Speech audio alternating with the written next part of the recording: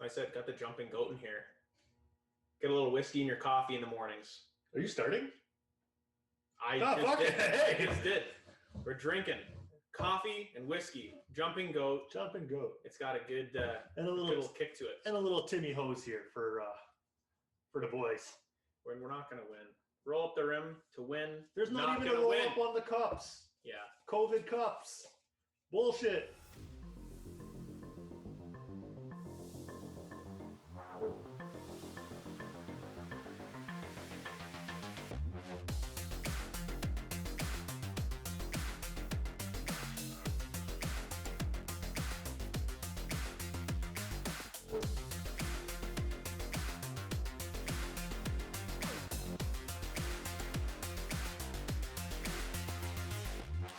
The Buschy and Bobo Show, a healthy scratch podcast. Here's your hosts, Kyle Busch and Brian Rager.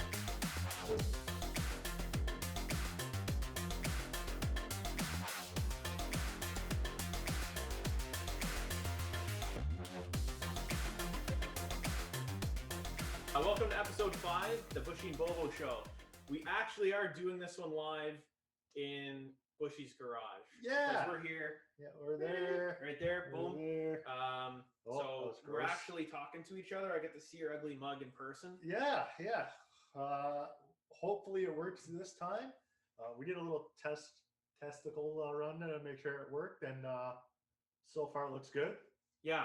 You will make sure you have your mic muted for Zoom. Did you do that already? Yes, it is. It says sure? click to join audio, and I'm not clicking on it to join audio. Okay, thank God. So we're just going off. I keep looking to see if the mic is on too. Yeah. So there you go. So far it is on, so we're good. So not a ton happened in the show this week. NHL. Our show is gonna be a ton happening. We got a lot of fun stuff to do. First thing that we want to talk about was like the big topic of discussion. As a hockey fan, you're already gonna know what we're talking about. If not, then it's pretty big. Well, not pretty big. It's one thing that's been going around this week, and it's not the Eric Staal trade. No, it's definitely not the Eric Staal trade. We'll talk about that later. So a veteran referee, Tim Peel, he didn't get fired. So let's say that it was a soft firing. He planned on retiring at the end of this year anyway, which is in a month. Okay. Yeah. So he actually got they basically said the NHL said of his duties. He's not going to ref any more games for the NHL. And so what happened is, and again, we talk about the Red Wings a lot, but it was during a Red Wings game in Nashville, and Tim Peel got caught on a hot mic so all the referees wear the microphones, Wes McCauley is really known for his crazy penalty calls. Can't do that. You can't do that, or 5 minutes for fighting. He's got a personality, which I think is really cool. He's the only one that really has one. But so Tim Peel is he's done Stanley Cup Finals games. He's one of the most respected ones. Yeah. I'm gonna paraphrase what he said. Now I didn't hear it because it might have been on the Nashville broadcast, or I might not have seen that part. But basically, what he said was he wanted to. It was during a break and play, and they were going to commercial. But he said something like, "I want to get a penalty to Nashville early." Yeah, sort of set the tone of basically of what it's going to be. There's an F-bomb in there too, but okay, so he says that. I'm like, oh, that's kind of funny. When I heard it, that was that night. I'm like, oh, that's kind of funny. Okay, but they let him go the next day, and there was no all over all the hockey outlets. And I don't know if that's just the culture we're in right now, where people just get canceled. Maybe it is. I don't want to get into that, but a little harsh. Yeah, don't you think? Yeah, absolutely. It is, in fact, come on, the guy, he said he was done after this year anyways, which, like you said, is a month. But to absolutely can a guy, well, not can, but you know what I mean, relieve him of his duties, saying, no, you're done, you're not doing anything else, or something okay, it's in the scrum too at the net, right? I'm pretty sure where he did it, where it happened. Yeah. I wasn't watching the game because why would I want to watch Nashville, Detroit? But yeah, there's the one thing I saw, and it's come on, like I said, is it this the thing we're going to? We're being canceled all culture. Oh, hey, buddy. Hey, we're in a live podcast right now. He's live. Randall. Yeah, Randall Busch is live on the phone right now. Oh no, I was gonna say We're keeping this in. No, yeah, we're keeping this in for sure. Do you? We're gonna break down the Ducks. You want to a little guest spot?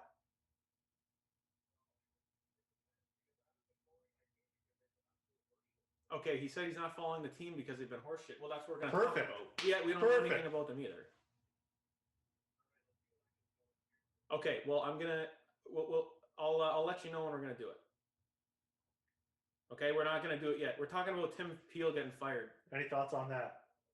Yeah, any thoughts on Tim Peel getting fired?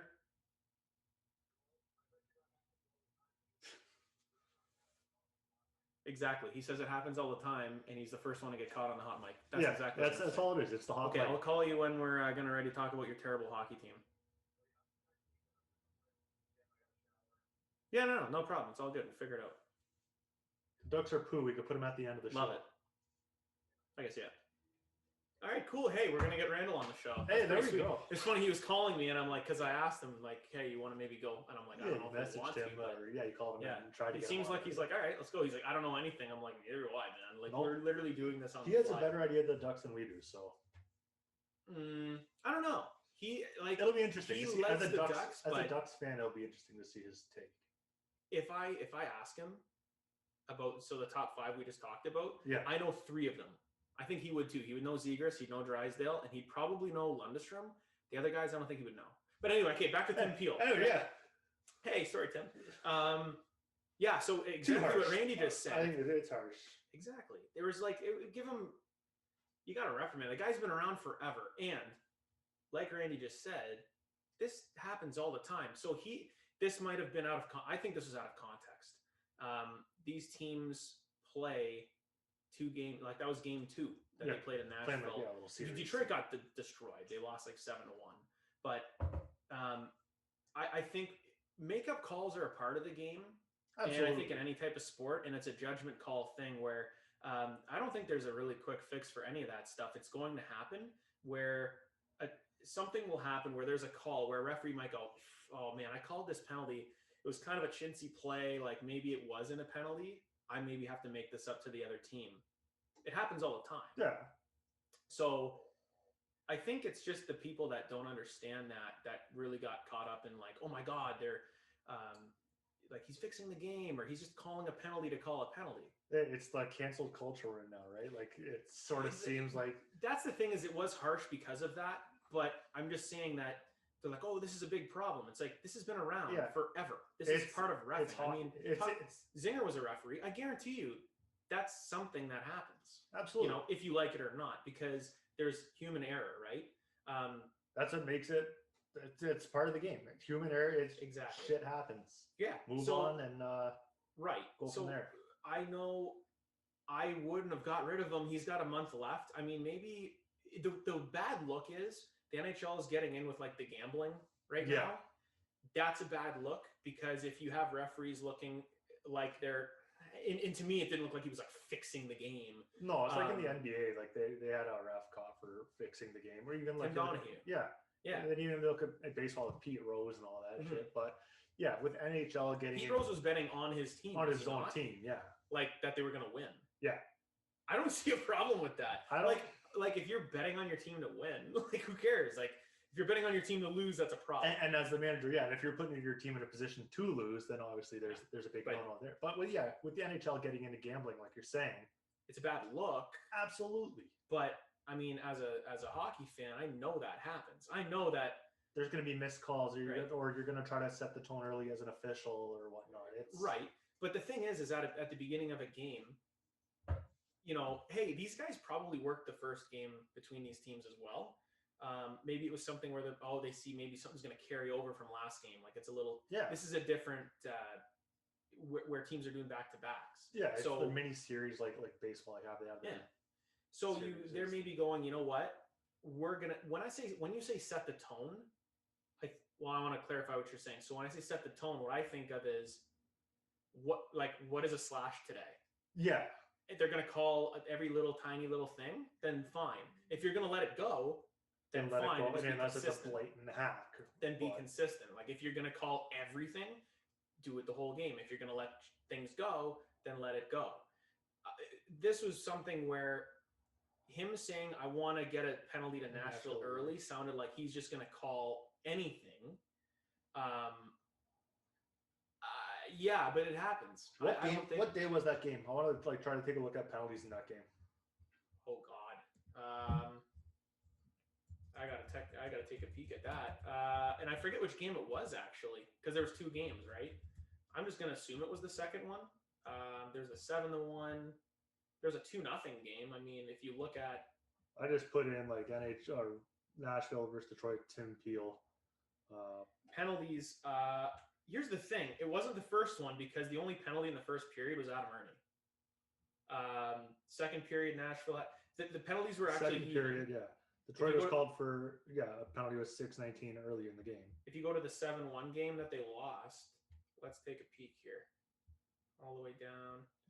Penalties, no. So Anthony Mantha, first penalty. Yeah, in the first period, right? Second period, there was only 1 penalty. Okay, it was the 2-0. Yeah, it was the 2-0 game. They didn't call a penalty early.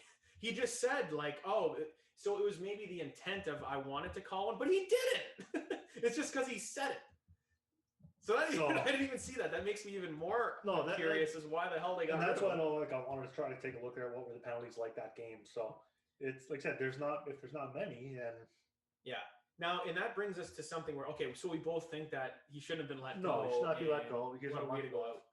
And the other thing too is, and I don't have any examples, but I know I saw some tweets from players that are playing now, going like this guy's really respected, and the players really like him, and this is ridiculous. Why is he? So, because now you're going to have refs or officials. So I think this is where you're trying to lead into. Now you guys going to have guys that are not going to want to be as mic'd or not mic'd up as much or hiding. And so we saw Eric Furlat, who's a referee, last night explaining a call, and I forget who it was, but he literally had his hand over the mic. Yeah, he had his hand on his collar over the microphone to basically muffle what he's saying. Because he's probably paranoid. How can a referee not be paranoid now? All they got to do is call the game. Ray Ferraro on Twitter said, there's 2 ways to do it. It's either it's going the way it is, or you have to call the rule book. But if you do that, you're going to be getting a lot more chintzy penalties and little hooking things. It's not a judgment call anymore. Refereeing is a judgment call. Every ref is different. It's like you said, even with baseball, you have your Angel Hernandez's of the world that don't know the strike zone at all. Yeah. And it's just bedlam. It's what is this guy calling? But then you have the other ones where I remember playing where I had my favorite refs where I'm this guy just lets you play, or this guy talks to you, this guy's a dick. Even the baseball fact, you look well respected refs or officials, you go back to the Detroit baseball, go to Detroit, Jim Joyce. Yeah.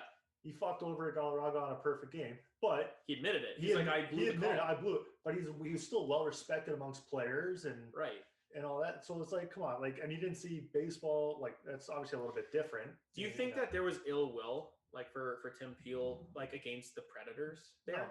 No, I don't think there was. There was I think there's a reason for it. If they would have said hey, what were you thinking here? It's like Randy said, he got caught on a hot mic saying something out of context that looked bad. But I think these referees have these conversations all the time. I think makeup calls are part of the game, and there always will be. Do you think then it would be better than to remove the mics off referees? Yeah. But obviously they're going to keep them on for TV, for ratings and all that stuff. And that's the way, because you have, I don't know, I always go back to Phoenix or Arizona. You have a random watching the game, flipping through. Okay, what the hell is this? What the hell? So that's why. Okay, so I can argue against it too. So we can argue for not having microphones. Okay, for not having microphones, then you're never going to get that hot mic thing ever again. Right? Which sucks when you have a guy like Weston McCauley. Right. But here's the other spin on it. If everybody has a microphone, then be very transparent. I would love to see what's this referee talking about with this player. If he's explaining a call, yeah, he's listen, this is what happened. Yeah, your stick got in there. You got like, have you seen the behind the scenes where like with say Wes McCauley? Yeah. Where he's like, hey, you got your stick in there. You can't do that. It's a penalty. Like I'd have to call that, right? Yeah. Hey guys, like I'll let a little bit go, but there's only so much I could take. It's like, hey, we're letting it go for them. We're letting it go for you. I think that's a little more transparent in terms of like a fan going, oh, I get it. Yeah. I'm not saying this ref sucks now. Well, maybe everybody will be, but there's a little, like I said, there's a little more. Yeah, you'll at least see what's going on. So, like for players and stuff, I think it's just you have to be really careful what you say. But obviously, it just takes one time now. Yeah, and it's like this guy's the worst person. We have refs covering mics now, and because they're paranoid, and I don't blame them. They don't want to lose their job. It's one of the best jobs ever. You're a referee in the NHL. I mean, you're making great money. Then how long until players get unmiked? Well, I think a lot of players are going to go, I don't want a mic on then. I don't get picked up saying something or swearing. Because obviously they're going to be like, you got your guys in warm-ups. Hey, I'm mic'd up, blah, blah, blah. Yeah, like don't say anything stupid, right? Don't say anything. But then if they're mic'd up in game and you're bowing, oh, I got a fucking elbow. Yeah, like, I mean, people swearing. But yeah, I mean, it's just, I think they need to probably address that. I think the NHL, again, handled it wrong. Like they always do. They never figure it out. And it's just, it's a knee-jerk reaction because of, I can't even think looking at you. It's a knee-jerk reaction to something that really wasn't that big of a deal. And they could have addressed it differently and go, hey, listen, we've talked with Tim Peel. All they had to say was this was taken out of context. Yes. When we were talking with him, this is the conversation that him and the other referee were having. And say, they didn't call a penalty early. They were talking about, there was something maybe evening things up. Makeup calls are a part of this game. It's a way to try to balance the scales. Because if there's no makeup calls, I bet you things would get out of hand a lot quicker. Oh, absolutely. Where a team's going to get more and more pissed because you're not calling it. And then next thing you know, you got someone getting injured. Right. And here's the thing. Referees are supposed to, they're the ones that are the moral high ground. We're going to calm things down. And when they don't, when it's all about them, that's when things escalate. So that's their way of kind of going, oh, I missed the call. I'm going to make it up. Yeah. So that these guys are now kind of okay. They're simmering, right? So yeah, the microphone thing I think is when it comes to, we're both on the same page, right? Like we both think it's going way out of proportion. NHL definitely handle it better, but so happy early retirement, Tim Peel. Yeah, I mean it's unfortunate. It is. It is. Now we're gonna move on to something. Again, Josh really likes these. I actually kind of really like going down these rabbit holes of like trades and how like one player will turn into someone else or turns into something else.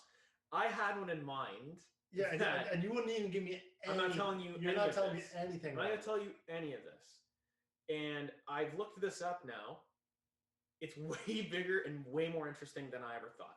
So I'll break it down for you. And when we get to the final player, you're going to be like, holy crap. When I say what we started with and what they ended up with is incredible how this all I've seen down. similar things of this like on YouTube and whatnot, but like it's going to be interesting to sort of.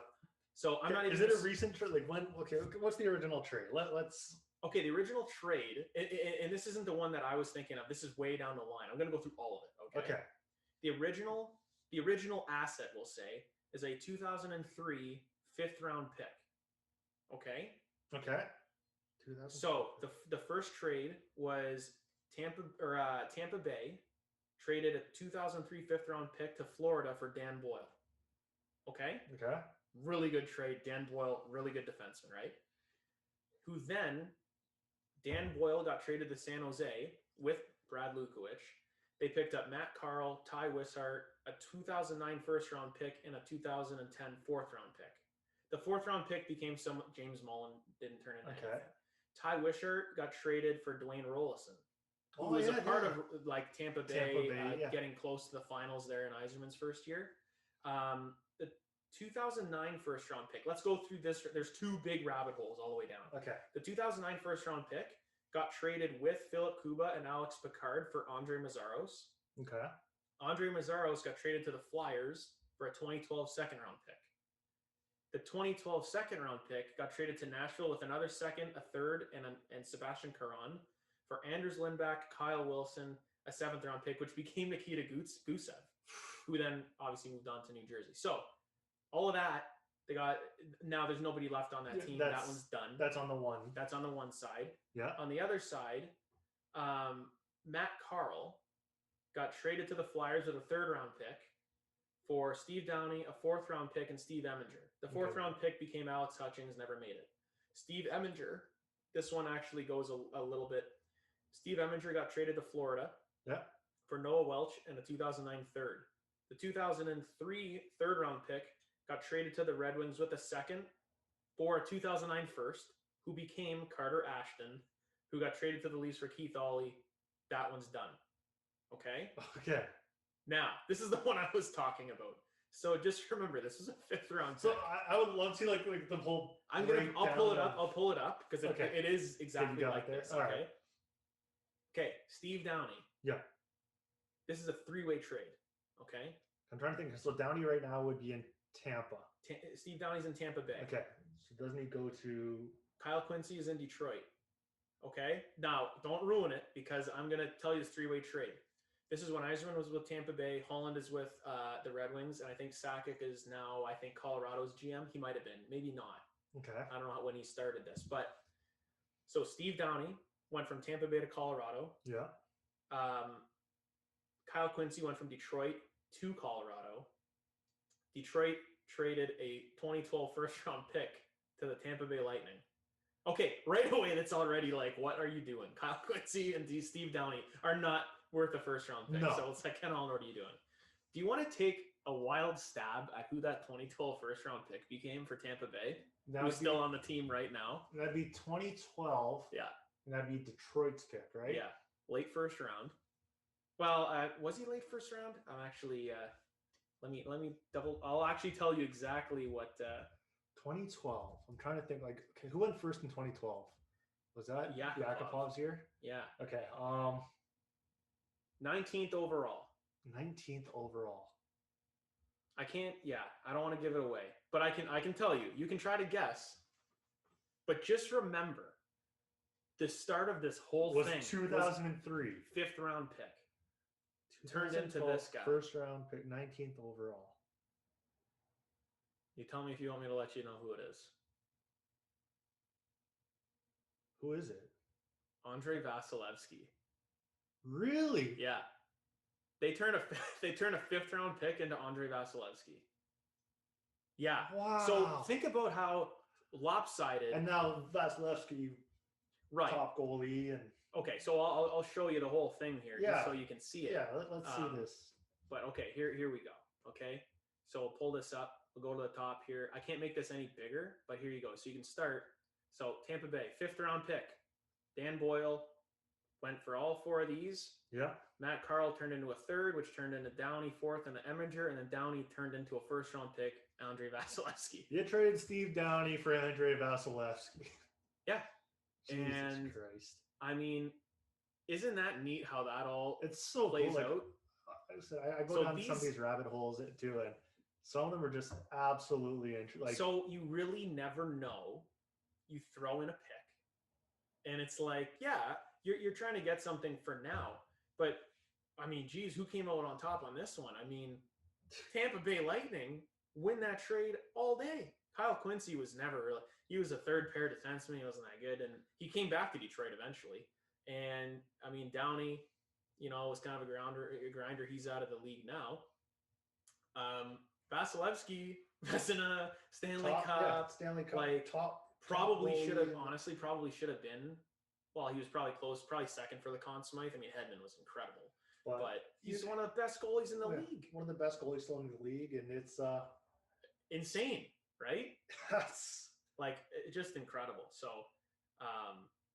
that was something that I find really 2003 pick, 9 years later. You just had a 5th round 2003 pick, turns into a 2012 first rounder, and that's as a Stanley Cup champion. Incredible. Fucking beauty. So now we have just an absolute toolbox coming on. It's my younger brother, Dr. Randy Busch, Mr. Chiropractor up in Ottawa land. And I hate his guts, and I don't really care that he's on the show. What are you talking about? This guy's an absolute beauty. He first off, like, I went from sitting down like that to this because of this guy's magical hands. He's not just a magic hands with the chiropractor. He's a magic hands with the stick. Dr. Busch, welcome on to the Buschy and Bobo show. What's up, boys? Yeah, really good with my hands on both versions of the stick. If you catch my drift. Although I will say, so I know I chirped him. He's actually a very good hockey player. One thing that I would never have you do. I mean, I know exactly what you're gonna say. I know you, and I'm gonna let you guess. I said he did power play, penalty kill, was a captain, throw the body around, like really good skater, face-offs, like last minute of the game, whatever you needed, right? Yeah. There's one thing I want to let Brian guess first, and then I know what I'm gonna say. There's one thing. Let's see if Brian can see. Is I never played with Brian, kind of growing up, but no. He's defensive forward. I mean, no forward's good at playing defense. No, I was more defensive, but that's kind of a hint, I guess, if I'm better defensively. Throwing chirps. He's a chirper. He didn't talk a lot, man. He's a captain. He can't be that. He's got to be a leader, man. Yeah. All the role players can chirp. Okay, we're not going to play this game anymore. I can't. There's just penalty shots. Yeah, breakaways. Shots and breakaways. Nothing. You do it. I got one move, man. If there's shoot 5-hole. He's the last one shooting. I'm never putting him in. I'm putting you in. Oh, so there was it was for double-headed Albanian Eagles. So this is a team that I played with a bunch of my buddies from home. And it was I can't remember how we got into a shootout, but I was literally telling everyone else to go first. The same thing happened in intramurals at Cairo School. We were in the finals. It went to a shootout, and I and like arguably so, maybe one of the better people on the team, but I just said, "You're going, you're going, you're going." It was a good coaching move. Yeah, well, I even remember doing that tournament in London, and I mean, I don't really want to give John a lot of props, but we love him. So when he's like, he went out there. He's like, "You guys want to win, or you want to go home?" And he just went out there and he actually buried one. I'm like, "We're never gonna hear the end of this." But I remember you were just stapled to the bench. You're just sitting in the back, like, "Don't pick me." Because I think even Hursty said, like, "Put Buschy out, little Buschy out there." I'm like, "No, you don't want that." No. Anyway, so get the yips. Here's what we're gonna start with. Obviously, you got your Ducks hat on. Quack, quack, quack. We're going to break down the Anaheim Ducks. We're going to do their cap situation, their lines, where they are in the standings, which is probably not a good thing. Who's doing well, who's not. Okay. A lot of people in Windsor, Ontario, which is where we are fans of either, the Red Wings, the Leafs, Montreal, some dummies like the Vancouver Canucks. Hey. But at least they're Canadian. Yeah, at least they're Canadian. Explain why you're a Ducks fan. I don't.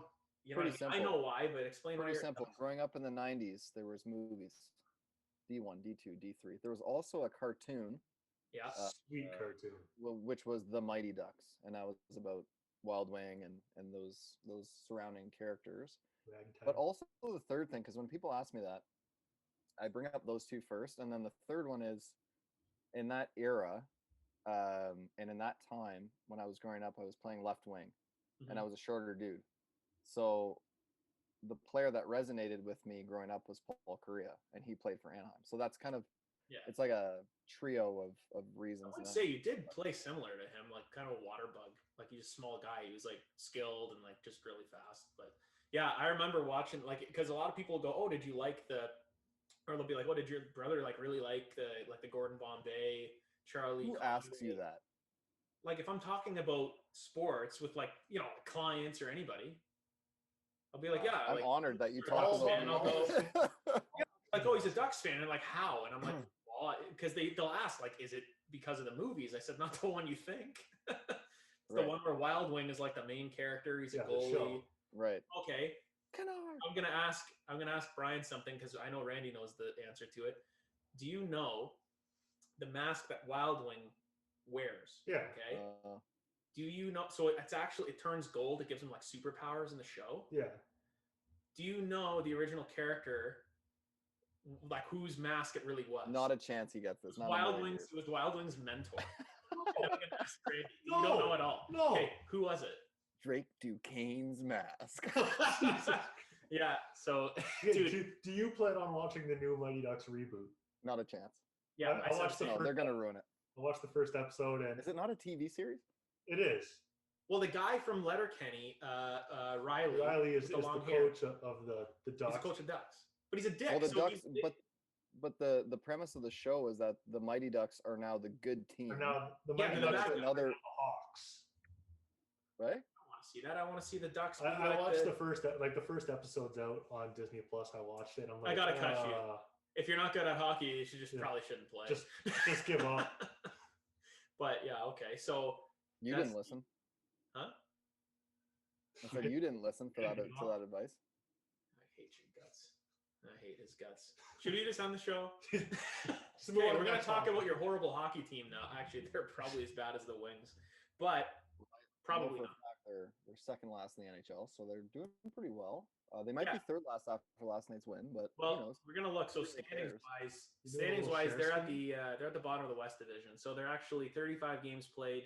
They're 10, 19, and 6, minus 38 goal differential, 3-7 in their last 10.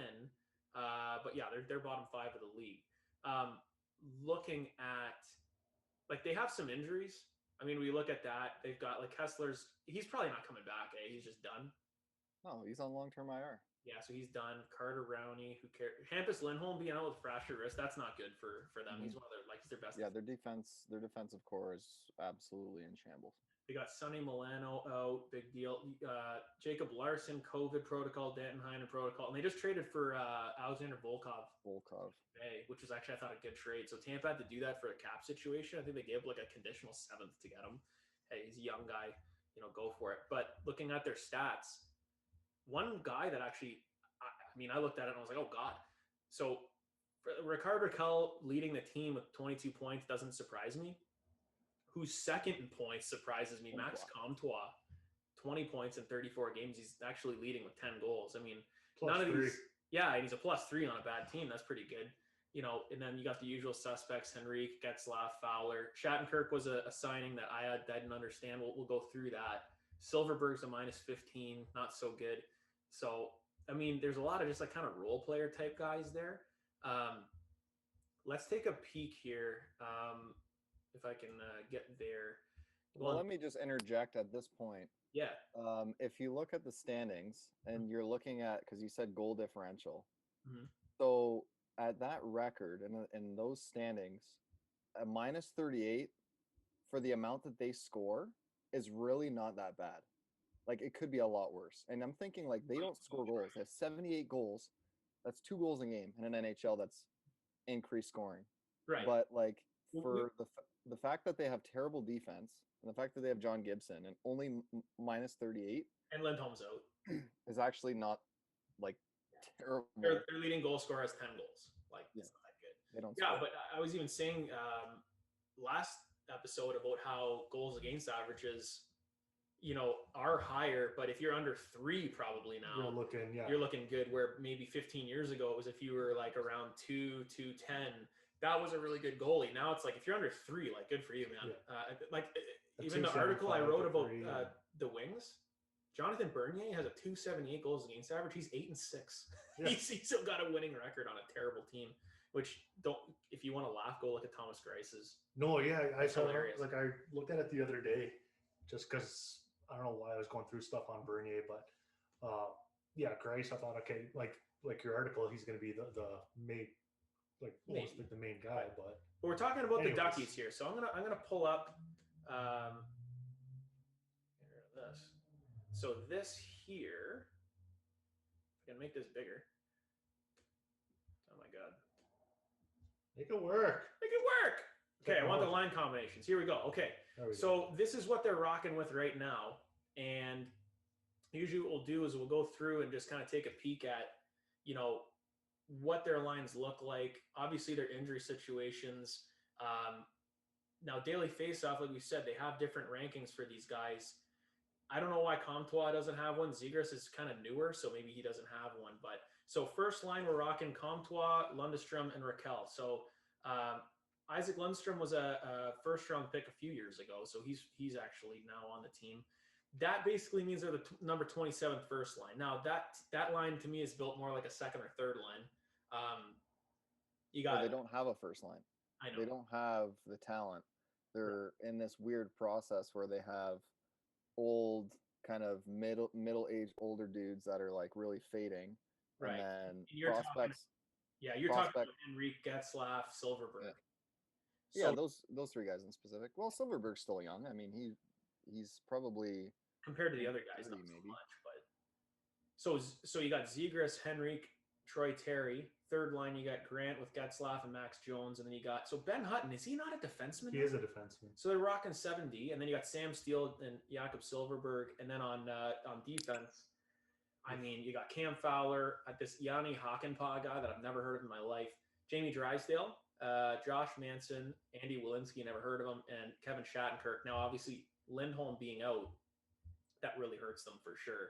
That's their guy. And then thinking of, if they had like Danton Heinen and Jacob Larson, like both of them, they're like decent guys. You put them on your bottom six, and that instantly makes their first line or their forwards look a little better. Like, how do you little Buschy? How do you feel about the Ducks right now and like where they're going? Well, they're confused. They have no real identity because when they were drafting, call it like, I don't know, 2016, 2017, 2018, like they were kind of like mid-round picks. So guys like Jones or Terry Lundestrom, like these were like mid-round pick or mid to first-round picks. Middle Sam of Steele too. I remember you were pretty pumped about him. And Sam Steele, I was fired up about Sam Steele. The guy has not panned out. So I don't know if that's like just a product of them getting worse and then like these kids trying to, or maybe they injected them into the lineup too soon. But like, this is not a rebuild. At least I don't think so. Like, they are so bad with really no like number one, other than maybe Zegras and Drysdale right now. They have no real like superstar that could like wow me. Like your next guy, right?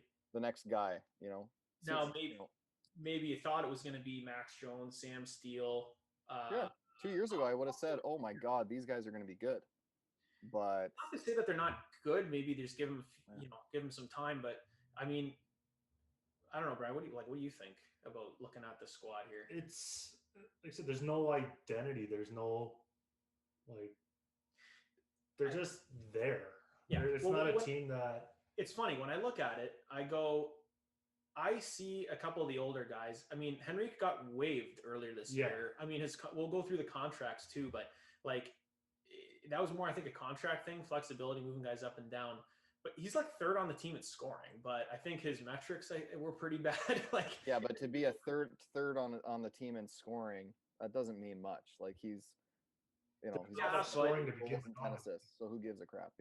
Yeah, but now so Henrique, Getzlaf, Silverberg, those are the only guys that are slightly older that I really like, that you really see on the team. I mean, Shattenkirk, I remember when they signed him, I was like, what are they doing? Like they signed him and I'm like, okay, he's going to be on their third pair.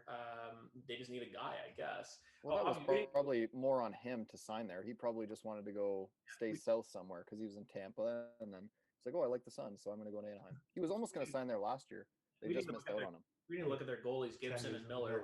I mean, if we look at their stats down here, not too good. I mean, Gibson 302, okay. Miller has been just a dumpster fire. Well, look at the shots against though. Like that guy's got what is that? 673 shots against. Yeah. So, and he's been hurt kind of a little bit, so that's why Miller has more games. I think with them, it's more looking at the save percentage, right? 897 is decent. 88, you're putting your backup to come in and steal you some games here and there, but that's probably why they are where they are. Just I mean, Miller's also 40 years old. Yeah. Did they re-sign him too? I'm not sure. Like they're just. I think it was the re-sign was this year. We're gonna look at it. Yeah, he's a UFA after this year. Yeah, we'll look at it. I mean, their defense. I mean, not a whole lot to say. They don't have a ton, but like where I think I can see their team eventually getting through this is okay. When you say their identity, I think they have to pick a path here. Are you going full blown rebuild or? What are we doing here? Well, it's going to be determined at the trade deadline because Raquel is going to be gone. I bet you Henrique, if a team has enough cap space or can swing some deal where Anaheim retains it, he'll be gone. Yeah. They're talking about Manson being gone. So, I think the tradable asset. We were talking about Raquel last week for the Calgary Flames. We broke down Calgary, and Brian brought up maybe because they need a top a top right 6 winger. But do you really think Calgary is going to buy right now? I don't. No, I don't think anymore. But we were kind of thinking if it was something where they got it turned around, it's 3 weeks from now, things can change. But if they were going to, we were kind of looking at what do they need? What could they need who a right could winger, they look like, at going in? So we had like Raquel, Bobby Ryan Ryan and something like that. But okay, so looking at their cap situation, like we're gonna break this down in terms of where they are now, what their issues are, what they would need. Like so Ryan Getzlaf, obviously like 2007 Stanley Cup champ, captain. He's Mr. Anaheim right now. He said he would like to stay in Anaheim, for the rest of his career. I was listening to NHL radio, like actually it's when I came up to visit you in like November. I remember like he was saying like, I want to stay in Anaheim. 8.2 this year. I mean, technically, you could technically move him. He has no movement clause. So if he's like, no, I want to stay and I want to resign, that's something where they're going to have to. You could move if you could move him, then you could always resign him. Like, what do you want? What do you want to happen with Getzlaf? Because he's one of your guys. He's my boy. Yeah. He's 35. I don't know. Like, it would obviously be interesting to see if he wants to go chase another cup. He's already got one. So if it was a different guy that didn't have a cup at this point in his career, they might look to go on a winning team and see if they can make a run and get it. I don't know where he's at. Like, so if I'm the GM of the Ducks and you're Ryan Getzlaf, and we're getting close to the deadline, and I come to you and I'm like, okay, listen, I think it's one of these things where they're going to come to him and go, what do you want to do? So there's two things. If he wants to stay, he wants to stay. But if he says, I want to stay, do you think they go to him and go, listen, if you want to stay, you're not making $8 million. We want to give you like 3. Like, would you bring back Ryan Getzlaf next year if he took a huge pay cut? Easily, yeah, 100%. How much are we going here? Well, I don't know. I don't know the number. We can look at the number. Who can you compare it to? Where's it comparable? It's that's very hard to say, right? Like, you want to bring him back. It's up to him. I think he's in the driver's seat. Obviously, no movement clause means he can pick. If Bob Murray's still a GM, right? Yep. Yeah. So if he comes to Getzlaf and goes, "Hey, I got an opportunity for you to go to, some contending team," and Getzlaf go, "Yeah, Are you talking about a trade right now? Yeah. Like if you go to trade deadline comes. This is the opposite. I don't think he gets traded at trade deadline. I don't think he will either. But if they come to him and go, you can go to Colorado, and we can get a first round pick or a second, whatever. Do you want to go? He might be like, hell yeah, like I'll go. You could still sign him in the offseason. I've seen players do that. Backdoor deal. Hey, we'll look at. Yeah, we'll send you to a team. See if you can win. We'll re-sign you if you want to come back. I think that would be a good thing to do for Getzlaf. Looking through, I think if he didn't have a cup, like Randy was saying there, if he didn't have a cup, absolutely. Or you look at it and go, I want 15 in the rafters one day. I'm staying. Also. Well, that's it. Like the loyalty thing. Yeah. I think he probably he's been there 15 years. I think at this point he's probably leaning towards staying. Yeah. I mean, I don't think he's got that much left, to be honest with you. I think he's got 2 to 3 years, maybe max. Do you think he gets his number retired? Yeah, definitely. No doubt in my mind. Yeah. Harry, no. Him, yeah. Okay, so looking through the rest of the roster, Adam Henrique locked in for another 3 years at 5.8. That's a problem. Jakob Silverberg, 5.2 for another 3. That could be an issue. Ricard Raquel, he's got a decent contract. That's the guy at the deadline. If Anaheim is going to move somebody to get something, it would probably be Ricard Raquel. Teams are chomping at the bit for him just because he also has another year on his contract. Right, and it's manageable. Like that. Yeah. Danton Heinen, he's going to be RFA. That's not a bad deal. You can keep him around. They got the rights to him, so might as well. 25, Derek Grant, okay, third, fourth line. Troy Terry, Nick Delorier. Okay, so those are the kind of the role guys. And then you look at all your young guys here. So these are the ones where I kind of look at it and I go, if I'm a Ducks fan, I go, okay, maybe these are the guys. Lundestrom, first round pick. Zegras, first round pick. Max Jones, first round. Am I right? They're all first rounders. Steele, and then Jones might be a high second, if I'm not mistaken. Yeah, we're all top 2 rounds. When you say Max Jones and Sam Steele, they're still 23. They still have a lot of time to figure this out. They're going to be making slightly more than they are right now. They'll probably get like a 2-year bridge deal, make like maybe $1 million, maybe $1.5 million. So, looking at their roster, you're not really losing a lot of cap here, but on the back end, Fowler 6.5 for the next million years. He's still a good defenseman. That's fine. Like you said, Josh Manson 4.1. Like, yeah, I mean, a team could look at him and go, 29 years old. We could grab him. But at the same time, he's wearing an A. He's got a no trade clause. That's what's handcuffing the Ducks right now. Is some of the guys that they'd like to move. If you notice this, Henrique, Silverberg, modified Manson, no trade clause, Shattenkirk, no trades. So. Well, then you also have to think about the expansion draft as well. That's another factor there. They got to get rid of one of those guys, I think. Miller has only got one no, year. But under the term section there at 35 plus. Oh, so that's a cap recapture thing. If he retires, the cap hit goes. You remember when Datsuk so is a cap recapture. If you sign a 35 plus deal, it's on the books no matter if they retire or not. And actually, I think that might happen with Rafalski too. But anyway, so they got having Jacob Larson on the back end would have helped you too. 23 years old, he can easily stick around 1.2. That's manageable. So like their cap situation isn't that bad. The ones that I look at, it's like Shattenkirk. I mean, I don't know. I'm okay with Shattenkirk at 3.9 for the next 2 years. That might absolutely. Oh yeah, you're gonna have to field a team. That's for sure. Like if they're gonna go full rebuild, I feel like they're in a position that Detroit was in like 2 years ago, where I was gonna compare them to Detroit. Like up here, Henrique and Silverberg are like your Filppula and Nielsen and Abdelkader type of thing, where it's like, oh my, we just gotta wait for these contracts to run out because no one's gonna want this. Like, I think you could definitely sell somebody Adam Henrique if you go. I mean, here's the thing: maybe if you retain some of the salary because they can. But he's got 3 more years left. I don't know. Maybe you do just to get rid of him. Just to get rid of him. Yeah, because that would be a tough buyout. I even look at their cap hit here. Current cap space 0. So, that's just for this year, right? So, I mean, looking at the draft picks, they got some extra 5th, 6th rounders here. They have all their same picks. So you want to add to that pool at the deadline probably. So, and then, you got Volkov coming in. There's a few guys hurt. And then taxi squad, I don't know any of these guys. Backus, he'll be gone. You got one buyout. Really? I mean, he has a no trade clause. Right. But they got him as like didn't they get a pick to take him? I'm pretty sure they did. Backus, yeah, they did. This here, Corey Perry, the buyout, 6.6 this year, but then it drops down. That'll help. But there's really nobody that you have that's going to get like a payday. Like no, not this coming year. No, they're going to get a little bit. You don't have a UFA that you're going to get crazy. So you're going to save some money with Getzlaf if you bring him back. There's no way you're bringing him back at $8 million. No, but let's look at some of their prospects here. And this is where, as a Ducks fan, I would be excited.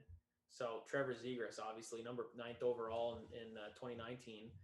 He's with the Ducks right now, and he's got to get away from that number 46 number. It looks stupid. You got to rock like 92 or something cool, He's already there. I mean, he's obviously very good. Jamie Drysdale, I actually would probably put him above Zegras if I were the Ducks because I think this is going to be your next defenseman, eh? Yeah, this kid's going to be good. I was watching a couple of games when he played. He still is like really excitable and is making kind of just rookie mistakes, obviously. But he's a defenseman of today's NHL.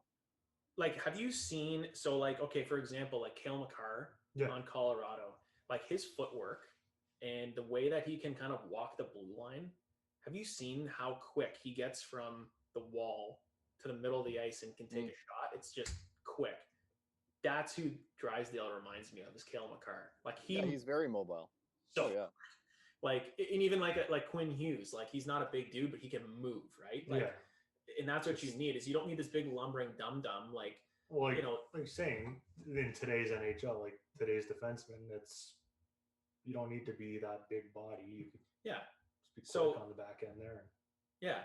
So Drysdale. So those are your two, cornerstones potentially on, in forward and on defense. The number 3 guys is Lundestrom. So I think he's an underrated guy, like 23rd overall. I don't really hear about him, but he's finally up. I mean, hasn't scored yet this year. He's got 4 assists, but he's still really young. So that was last year. He scored this year. Has he? Yep.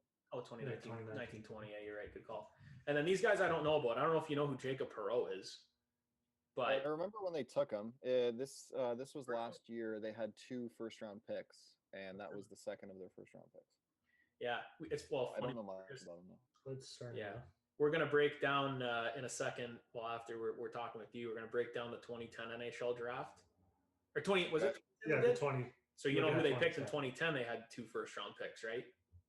Oh my. No. One of them's your best defenseman right now, Fowler. And do you remember the second pick was around pick 27? Emerson Edom. Oh wow! It was like, from grace. Hopefully Jacob Perreault doesn't become Emerson Edom because he didn't make it. But okay, 27th overall pick last year. Oh, his dad was Yannick Perreault. There you go. He was an all-star. Remember that in like 2007? Could be good then. He made it because he was good at face-offs. Remember he was in the all-star game. It was like, why the hell is Yannick Perreault here? And then the 5th guy is Benoit Olivier Groux. So number 54th pick. They're saying he's a couple of years away, but he was a second rounder. So, I mean, they got a little bit of depth. I mean, we did this with Calgary, and we don't really know a ton about them, but the top guys for sure, they've got a decent stack there. So you want to go the next few years, get as many picks as you can, and just get a lot of prospects. Like that's literally all they have to do, and just stop paying guys. Like don't do the Shattenkirk thing this year. Like they shouldn't be buying. Like they should be in a rebuild. What do you think? That's what I think. Well, most likely. You'll go down to Gibson's contract, and for arguably, in my opinion, and obviously it's biased, but he's a top 5 goalie in the league, in my opinion, on a shit team. So at a 6.4 cap hit for the next, 7 years? I don't even 6 know. years. It goes off the screen. It could go. It could go farther. I can't. That'll probably be the end in 27. But yeah, I think so. Try and get good when he's there, man. Like that's it. Because he was coming in when Anaheim was like at the peak, coming down, taking over for Anderson. But I mean, at the end of that contract, he's 33. And then if he doesn't have anything by then, bye-bye. He's gonna leave. Yeah. Anaheim has running out of time. Get out of here. What do I have this year? I don't think, like you said, Anaheim has no real identity right now. They're in that weird phase, weird age. Like you got their young guys there, like say Comtois and Steele and all those like young players. But then you got these guys mid to late 20s, 30s, and then dinosaur age Getzlaff. But it's you got to try to flip what you can right now. Like it's going to be hard. You know what nightmare fuel is for a Ducks fan right now? Is you're saying Al Gibson, you always think he's if he takes a dive, man, and he sucks, like that contract is an albatross. You can't. I don't think he will. I'm not too. You hope he doesn't. But if he does, that's like Panic City. But he's had those flashes too, right? Like being on a shit team. 6.4 isn't that bad. But like going forward, when the cap, hopefully, it's probably going to keep going back up. That 6.4 might not look too bad. Yeah, if you look at cap percentage, right? If you look at this, he's basically 8% of their cap hit. It's not that bad, because you want to probably keep it under this 10, unless they're like an elite player, like a Matthews or something. McDavid, like give him 25% of your cap. Who gives a shit? But so I mean, I don't know. The Ducks are definitely in a rebuild. Going forward, it's just going to suck. It's going to suck for a few years for them, unless Bob Murray goes bananas and is like, hey, I'm going to like make some trades. Like, are there any guys that you think, hey, they have value, I can trade them now, other than Raquel to get a pick? If you want to do like a hockey trade, if you want to go like, I'm going to trade one guy for someone else. What do you think? Do you think there's anything that can be done at the deadline for Anaheim? Yeah, I don't see that happening. I just see them trading for picks, especially with where they're. Probably all they should do. Yep. So, I mean, pretty simple. I mean, with Calgary, it was more of like they need specific things. Just because Anaheim, it's just get rid of your old stuff, get your picks, get some prospects, get the young kids in here and let them play. And they're not going to be good for a few years, that's for sure. But hey, if Zegras and Drysdale, I mean, if Comtois keeps playing like that, but if they're like all of a sudden really, really good, they could surprise some teams. Their core, their go-to, then Yeah, and I mean, if you get to a point, Getzlaf is finally he's done, or maybe they buy out Henrique, or they move, Silverberg. I mean, that's maybe a guy you could move. Now you have some cap space to play with. I mean, if those guys, best case scenario, turn out to be studs, and it's like, yep, these are the guys, they're elite. You can maybe attract a few free agents to go like, hey, Anaheim could be a dark horse if you sign a guy, in free agency and go, yep, he could be the next piece, and now you're in the playoffs suddenly. That could be the best case scenario for them. Almost like like people thought Buffalo would be better, but obviously they're a dumpster fire. Hall goes there to hopefully win on a 1-year deal. Anaheim it didn't work, but it could, I mean, it could be the flip side of that. So anyway, hey, little breakdown of the Anaheim not anymore Mighty Ducks. Quack, quack, quack. Oh, one thing. What do you think about their reverse retros? The what? The reverse retro jersey. Wild Wing coming out of the Yeah. Oh, they're sweet. I'd buy one. I love it. Okay. I saw one at Lid's locker room. We're going there. You want one? You're not buying me a jersey. I'll buy myself a jersey. You gotta get like Solani on there, or like Korea. Yeah, something. Yeah, it can't just be blank. Something throwback. You know what would have been better? Anti-Alto. Anti-Alto? Dude, we can go down that rabbit hole. Oh, you want to do a real quick thing? We want to do the game with him? Name as many players as you can in a minute? Sure. Okay. Oh my God. Real quick, we're going to put them on, okay? We're going to put a timer on. We only have like 5 minutes. Like current and? Any all-time. Throughout all time, okay? On the Ducks. On the Ducks. We did it for our favorite teams. We're going to put a stopwatch for a minute, okay? As he's Googling. Brian's going to count. Yeah, he's going to... No, I'm not. You want me to get the stuff? I'm not Googling anything. That's not I got it right here. We're going to go, okay? All right. I'm not going to freak him out, but Brian, you count, okay? All right, you ready? You let me know when you're ready. You ready? Go in. Yeah, I'm just going to close my eyes and like... I'm doing the timer. I'm going to count him down. Okay, you count him down. Oh, I'm counting how many players. Okay. Yes. Okay. 3, 2, 1, go. Getzlaf, Perry, Penner, Solani, Korea, Ruchin, Niedermeyer, Paulson, Moen, Kent Huskins, Fowler, Hockenpah, Gibson, Giguère, Brizgalov, Anti-Alto. Oh my God. I know my team. Troy Terry, Sam Steele, Comtois, Lundestrom, Jones, Lubomir Visnovsky, Vitaly Vishnevsky, Frederick Olesen. Oh my God, did I say Paul Kariya already? I don't know. I think so. I'm panicking. It's Panic City. Pause. 5 seconds left. I got nothing. I got nothing. Adam Oates, sure. That's pretty good, actually. No, it's not that good. I could have done better. What did we get? We only got like 30. 40 something. I think shit. 40. Dude, I've got 15. There was one where I said 25. I missed all the legends of the Red Wings. I didn't say Ted Lindsay, Gordie Howe, Delvecchio, Sawchuk. I was saying Andy Delmore. He made me restart mine because I said Taylor Hall. Taylor Hall. There was a Taylor Hall that played for Vancouver back in the day. It confused the shit out of me. I was like, what are you talking about? I said Bill Burr instead of Sean Burr. Like, just the random players started coming out. But Chris Kunitz. I thought we would do that. No, what I was going to say is that third jersey, what they should have done to make it even better, because the original one... Like the reverse retro? Yeah, the reverse retro. Because they flipped the colors, what they should have done is they have the white jersey, and then Wild Wings coming out of the ice. He's also wearing the white jersey. They should have made it the purple jersey. They should have done that. That would have made it, I think, a little bit better. But like one of the worst jerseys of all time, right? For you? Yeah, it is. But I love that reverse retro. I love it. Yeah, all the old ones are kind of hilarious. But anyway, hey buddy, that was the first guest on the Healthy Scratch podcast. It'll be the best podcast you have. Most views, everything. So many likes now. Blow this up. We've never had a real doctor on the show. Just a real first and only. That's why I made his name Doc on here. Anywho, that's my bro, Randy Busch. Yeah. Dr. Randy Busch. Thanks for coming on the pod, and we'll talk to you soon. Later, bros. Thanks, buddy. Take care. Yep.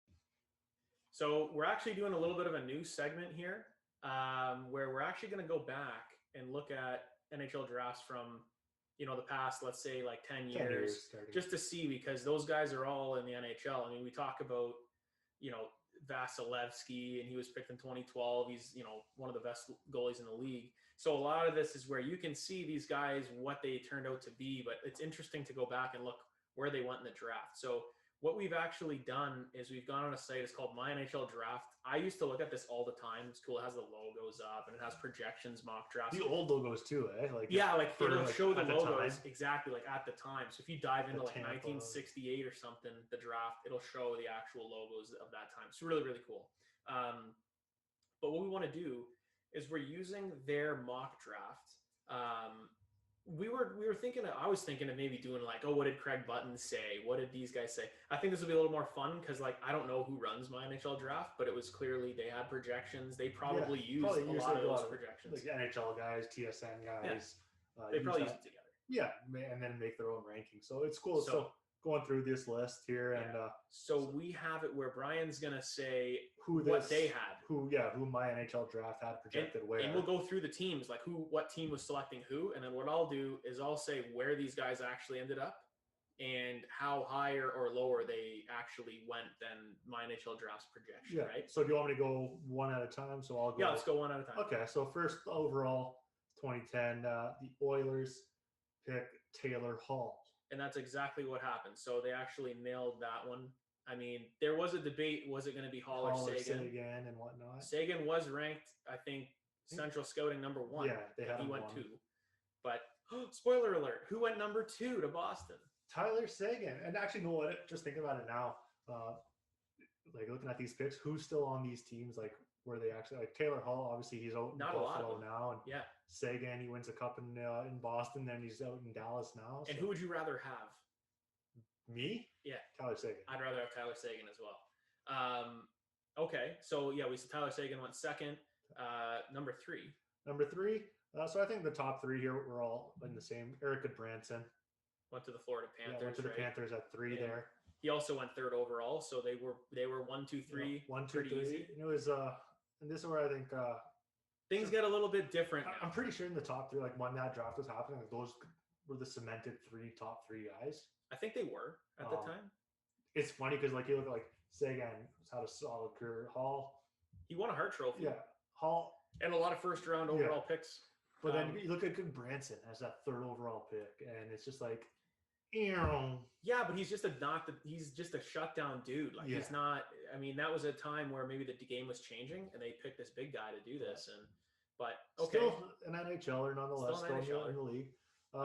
My NHL Draft had Columbus at 4, picking Cam Fowler, defenseman, Windsor Spitfires. Now, Cam Fowler actually went 8 spots later at number 12 to Anaheim. So went way later than they thought, but in reality, probably should have been there, right? I mean, he's a good defenseman. Yeah, still there. Still in Anaheim. That's the one that I'm looking through here, and he's still with his original team. I don't think there's a whole lot more. I think there's 2 other ones. Maybe actually 3. We'll get to those. So pick 5. Pick 5. They had the New York Islanders selecting right winger from Prince George of the WHL, Brett Connolly. So Brett Connolly went 1 pick later to the Tampa Bay Lightning. That was Steve Yzerman's first draft as GM at Tampa Bay, and he picked Brett Connolly. Brett Connolly at the time was considered he could either be a home run or a bunt. And I think he's actually carved out a pretty good career as a 3rd-line guy. And he's with Washington? Florida. He's played the last 2 years in Florida. I just pulled up his stats here. 17 games, 3 points this year. Yeah. So nothing too crazy. Pick 6. Yeah, so let me just go back here. Pick 6, they had Tampa Bay. You were just saying that's where Connolly went. They selected Brendan Gormley. Brandon Gormley went 7 picks later at number 13th overall to Phoenix. And what we are going to do at the end of we're just going through the first round real quick here, is we're going to go and look at and break down what were the best picks and what were the worst picks. Because now we kind of know. So pick 7. Yeah, so pick 7. Then they had Carolina Hurricanes selecting Ryan Johansson. And he actually went 3 picks earlier to Columbus. And Ryan Johansson, good center iceman. He's playing with Nashville right now. That's a good pick for sure. Throwback here, the Atlanta Thrashers picking 8. So the Winnipeg Jets. The Winnipeg Jets franchise selecting Nino Niederreiter. Nino Niederreiter actually went 3 picks higher. He went number 5, so he's a top 5 pick. And still, I think he was a late bloomer. And he's doing really well with, I think, wait, is he Minnesota, Carolina, something? Carolina. But he's actually a pretty good NHLer. I would take him on my team for sure. Absolutely. Number 9, this guy's getting paid way too much right now in the NHL. They had the Minnesota Wild selecting Jeff Skinner, who has just as many points, I believe, as Matt Murray. Oh God! In 29 games or something. Jeez, and Skinner is making $7-something million right now. He went 2 picks higher at 7th overall to Carolina. Started really well. I mean, Buffalo's a tire fire right now. I mean, he's part of it. Yeah. And so, I mean, he's getting paid a little too much. And then rounding out the top 10. Yeah, rounding out the top 10 here, they had the New York Rangers selecting Mikael Granlund. And he went 1 pick higher, 9th overall. So very, very close from NHL Draft.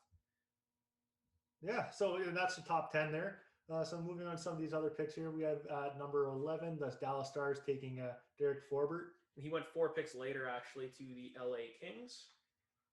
Number 12, obviously the Ducks ended up selecting Fowler, but they had at 12 Emerson Edom. So this is the one where there's a really big discrepancy between where they were projected and where they went, because Emerson Edom went 29th overall. It's 17 picks later than they projected. To the same team. We'll give them credit. They picked the team right? Yeah. So you went to the Ducks just with their second now playing in the AHL. Yeah. 13th, they had the Phoenix Coyotes at the time, the current day Arizona Coyotes, selecting Jack Campbell. And Campbell actually went 2 spots higher to the Dallas Stars. And Campbell is playing with the Leafs right now, and he's playing really well. He took a long time, but I think he's probably just a career backup. Yeah, he's in the he show bounced still. around a little bit there from Dallas to LA now in Toronto. Yeah. At 14, they had Alex Brumstrov. And he went 6 higher, number 8th overall, and he went to Atlanta. And he was pretty good. He might probably in the KHL by this point now.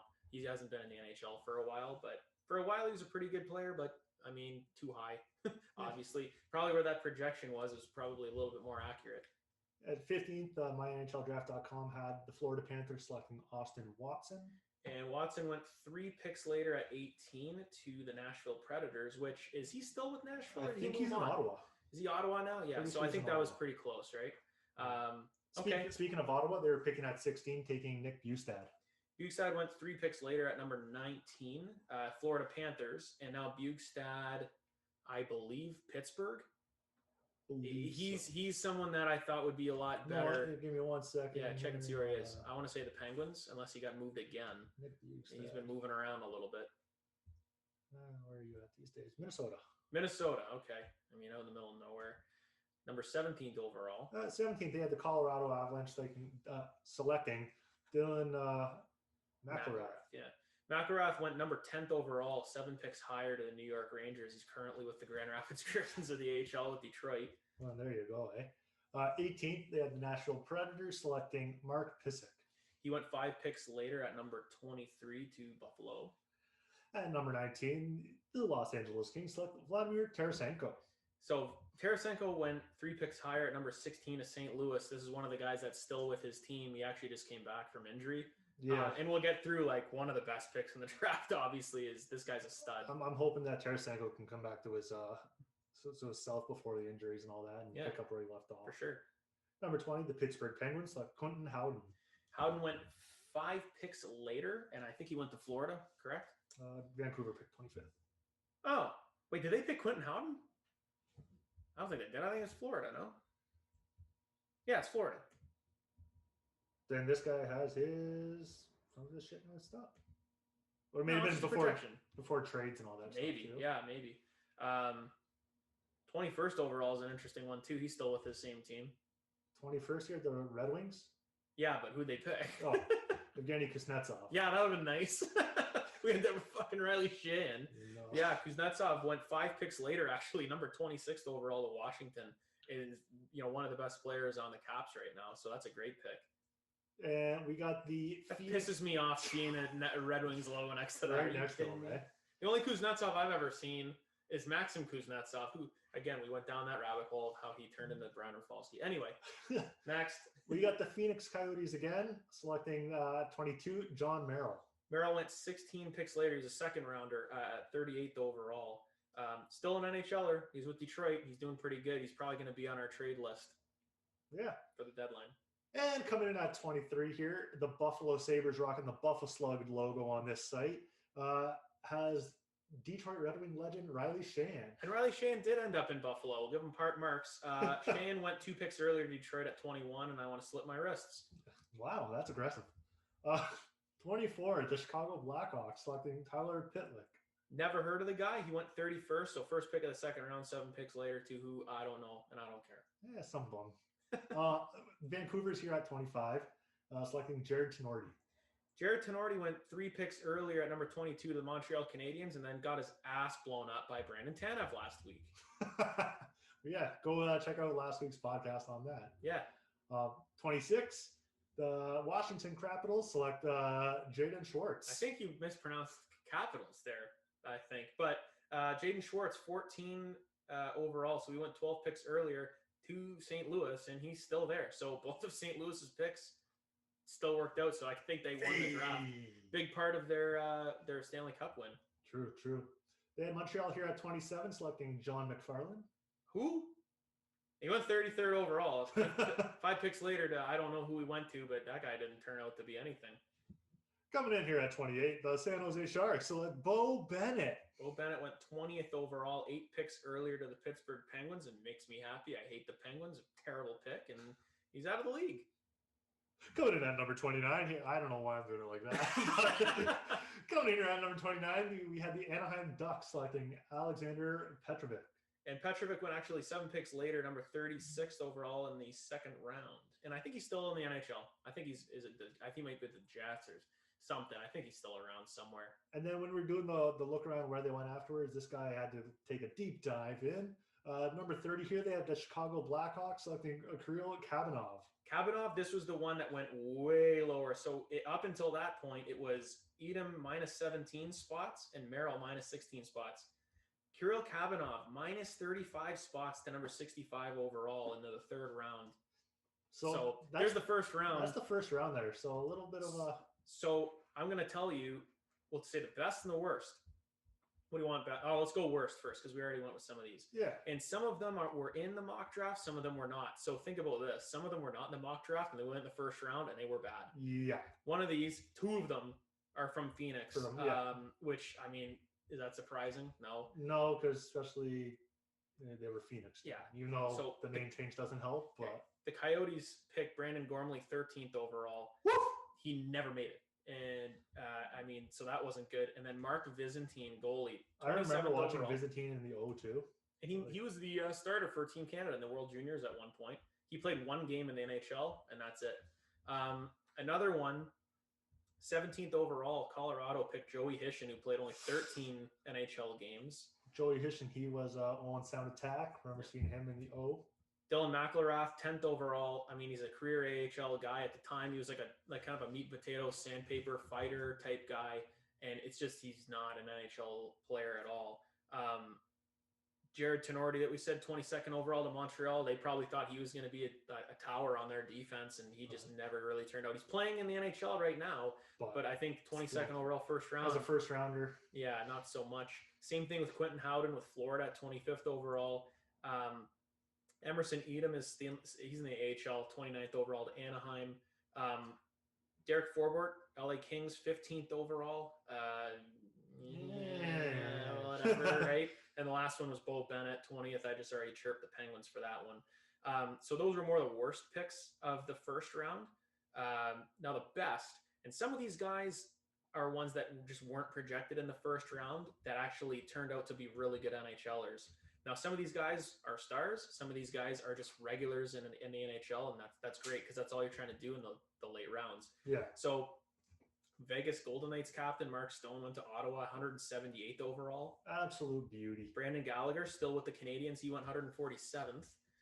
Tyler Toffoli, also with the Canadiens, but he went to, it was the Kings, right? Yeah, 47th overall. 47. Second round. John Klingberg, best defenseman on the Dallas Stars, went 131st. I'm pretty sure that's a Stars pick, right? Yep. Freddie Anderson went 187th. That was overall. one that sort of. Yeah, and I didn't realize he was picked by the Hurricanes, but he's with the Leafs now. Having kind of an off year, right? I mean. But that's where you got a guy like it's funny. Him and Jack Campbell now same draft class, and yeah, I mean think about Campbell's having solid And he went solid. Yeah, I mean, that's the discrepancy in drafts, right? You never know where you're going to get. So the one I know you skip over, he was a first-round pick. Chicago took him was Kevin Hayes. Yep, I got Kevin Hayes, 24th, right? Solid, yeah, solid player there. Brock Nelson went 30th overall. He's on my fantasy team. He's doing okay. Philip Grubauer, 120 or 112th overall. Sorry, so still a really good goalie with the Avalanche. Still playing out there in Colorado. Also with the Avalanche, Jonas Donskoy went 99th overall. Sharks, or did he get drafted by somebody else? Donskoy? Yeah, I feel like it was the Sharks. Look here. Drafted 99th overall by the Florida Panthers. Panthers. Hey, I mean, they picked a good one and they gave up on him. They're like, we're going to go with Quentin Howden. And then a few more. Zach Hyman went 123rd overall. Who did he get drafted by? Because I think Zach Hyman? Yeah, because I think he signed with Toronto out of Michigan. Because the Wolverines had Zach Hyman, and then actually, I'm going to have an interesting story about Zach Hyman. So you know where he went? He was drafted by Florida. Come on, Florida, figure it out. So actually, Zach Hyman, going to a lot of these Michigan games when they're at the Joe and Great Lakes Invitational or like the CCHA, it wasn't the Big Ten back then, the CCHA. Because Zach Hyman's Canadian, and it was obviously Michigan's like an American school, they would only ever play the American national anthem. But before the players even came out, or I think maybe during the warm-ups, the Michigan band had a Canadian flag with the Michigan colors. It was blue and yellow. Amazing blue there. And the band would play "Oh Canada" really quick during the warm-ups. That's pretty because cool. of Zach Hyman. That's pretty cool. So there you go. And then two other guys, just real quick, is Jesper Fast went 157th overall, and Charlie Coyle went 28th overall. And I mean, he's still pretty serviceable, I think, in Minnesota, right? Did he get traded from the Wild again? I don't know. Boston. Oh, right. Oh yeah, you're right. Yeah, I thought I had one it or all two of mixed my up. fantasy teams or something. Yeah, like I had it all mixed up. So pretty interesting going through the draft, right? I mean, there was some stuff that I didn't know in there that I was like, that Anderson one was the one that when we were going through, I'm like, oh, or who guys got drafted by? Because I honestly didn't know those two Florida picks. I was like, Zach Hyman, 123rd of Florida, and it's better than your first round picks. So it just goes to show you can get lucky in the draft. How bad, said Florida flopped there, or how bad Phoenix flopped, right? Or how they didn't, think highly of Tarasenko and Kuznetsov. Yeah. Was it because they're from Russia? Was it because they weren't scouted as much? Because they were a risk of maybe going to the KHL? The whole Russia thing, I know, my draft order, Detroit had Detroit projecting him, but do you know why Kuznetsov went that late? Because he was in the KHL. They didn't know if he was going to come. And it might have been the same with Tarasenko. I don't remember. I'm not really sure. I don't want to say that it was, but that might have been a reason that some of these guys went later. Like I said, Detroit, they took Shan, but in that mock, we see them taking Kuznetsov. And Detroit's always been they've had no problem. They've had tons of luck over in Russia and in Europe. So I don't know. Not happy about it. Not happy about it. They could have had Kuznetsov. Yeah, but then Washington takes him, and maybe Ovi gives him a little, hey, come here, my boy. Anyway, we talk about the draft. I mean, it's that's coming gonna be up fun soon, to do. eh? I mean, it's going to come up, but trade deadline's coming up soon. And that's what I meant. Trade deadline. Wow. We are going to we're working on this pretty soon. The Buschy and Bobo trade deadline list. The Buschy and Bobo big board of trades. We love the trade deadline. It's like Christmas. But it's one of those things where it never lives up to what it is. And we were going to say there's actually a soft deadline because the Canadian teams with the COVID protocols. Did you see they only have to do the quarantine for 7 days? Right. Well, Eric Stahl got traded. Yeah, he got from Buffalo to Montreal. So he's going to have to do the COVID protocol thing for a week. Yeah. But that's the thing is if I'm going to get a rental player and I'm going to not have him for 7 days, I think it's a little bit less now because you might miss 2-3 games, but you want your person you're trading for now. Yeah. So for Canadian teams trading to American teams, vice versa, it might be whereas going to the States, I'm not sure if there is that. They do have to do the test. It might be. I know in some states you don't have to do it. Right, but I think it's an NHL rule to keep it even, right? Maybe it's a 5-day rather than a 7-day. I think it should be across the board if you're going to do one, because you don't want to give the American teams the benefit, right? Yeah, which technically they do. The Canadian teams, I don't know if they want to trade with each other where there's no, especially because it's all the same division this year. But. Exactly. So, but anyway, we're going to do that trade list. We're going to try to do our best to make it our own. We know there's a lot of lists out there, and it might be similar just because, like, well, obviously there's going to be players. We're going to go through each team like we did with the Flames, we did the Wings, the Canucks, and the Ducks that we just did now. And, like, we're going to see, like, who's buyers, who's the sellers, you know, what do the buyers need? What are the sellers giving up? What's cap room like? And then go, who are the fits? And then me and Brian are actually going to try to project where these guys are going. And then when we do our trade deadline day podcast, we'll see if any of them that we hit. See if it's really happens. hard. And it's hit and miss. And I was telling Buschy, like, the other day, the NBA trade deadline happened, and I texted him like, "Hey, I'm doing I'm trying to get warmed up here watching watching some of this NBA stuff." Obviously, it wasn't as a couple of trades and whatnot. If you're a basketball fan, obviously, I know the squadron, they're NBA fans who may listen, but RIP Norm. But Powell, he gone. Yeah, Powell gone. We got Gary Trent Jr. Actually, no funny thing. I know it's off topic for basketball. You know, Gary Trent. We're the bosses, man. Gary Trent Jr., who was traded in that Norman Powell trade to come back to Toronto. His dad was traded by Portland to Toronto in 1998. Okay. Like after 41 games with the Blazers, just like Gary Trent Jr. Okay, was that trade with the Trailblazers? Yeah. Okay, I don't know who that is. Was it both those Portland to Toronto or Toronto to Portland? So Gary Trent Jr. went from Portland. Him and Rodney Hood from Portland to Toronto for Norman Powell. Okay. In 2021. Yeah. And in 1998, Gary Trent Sr. got traded from Portland to Toronto. Just a totally backwards way. No, so both of them went from Portland and both of them went to Toronto. Oh, okay. So little father son got traded from Portland to Toronto, and no. Wait, Powell got traded from Toronto to Portland. Yeah, I'm saying Gary Trent Jr., the guy that. Oh, the other guy. Okay. The other guy. So they went from both of them went from Portland to Toronto, and it was both like after 41 games with the club too. Okay, that's interesting. Yeah, that's weird that would happen. Weird thing I found out there. Actually, I used Chris Kramer's sports logo. Oh yeah. He tweeted it out. Yeah. So that was pretty cool to see. Yeah. So yeah, look forward to that. That's going to be a lot of fun. I know that's still like 3 weeks away, but hey, man, we'll prepare for it. It's going to be a lot of fun. There'll be a lot of za, a lot of pizzas, a little coffee in the morning. It's just going to be a day of fun. So until then, the fact that we could take off work for it too. Yeah, you know, you got to take a day off here and there, and hey, this is like Christmas for us. So until the next time. So yeah, I think we're gonna do at least one more epi before the actual trade deadline. Yeah, we want to do that big board and we're gonna have a little draft trade deadline review, and we'll probably go through our big board and kind of finalize what we think. But because there's gonna be some trades until then, like I don't want to do it now because players might move, and we'll just do the one maybe a week or two before. So until episode 6, check us on the website healthyscratch.ca. Facebook, Twitter. I posted a TikTok the other day. Yeah, I'm now a TikToker. It was me venting about how stupid Red Wings are. It's going to be a lot of that. Thanks to Randy. Thanks for coming on. Yeah, thanks, buddy. You didn't. Thanks for the phone call too. Yeah, I was like one of those things, like just like spare the moment. Like we should do the Ducks. Fuck it, let's do it live. So yeah, because we're gonna do I think Buffalo beforehand, but they're like, no, let's do the Ducks. So get little Buschy Jr. on. So okay. So hey, episode 5 in the books. In the books. Really enjoy listening to this on Monday going to work. Absolutely. That's my go-to lately. I don't know why, but yeah, it's going to be fun to listen to and watch. To it too. And hopefully the audio is better. We know the last one, I think I was too loud. I did it in the garage.